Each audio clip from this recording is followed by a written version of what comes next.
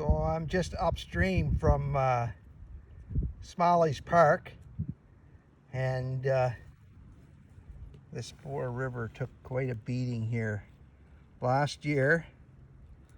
In my opinion, nature does what she needs to do, but she certainly destroyed our bloodroot flower population. This whole area last year at this time would have been just covered in white blossoms from bloodroot and fiddleheads as well. And she's just ripped apart everywhere, and we've got very few signs of flowers. She's just wiped this area all the way down through.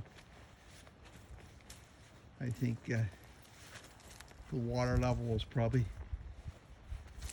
5-6 feet up these trees here coming down through.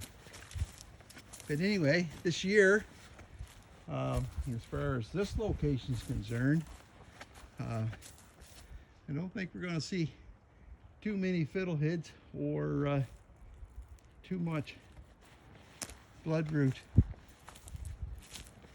But I bet you she'll bounce back.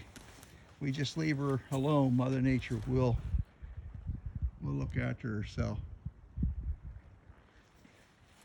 Anyway, I was hoping that I get you a lot of nice pictures of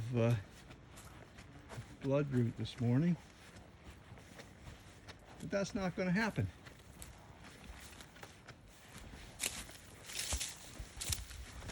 So I'll go and check out a few more rivers and see what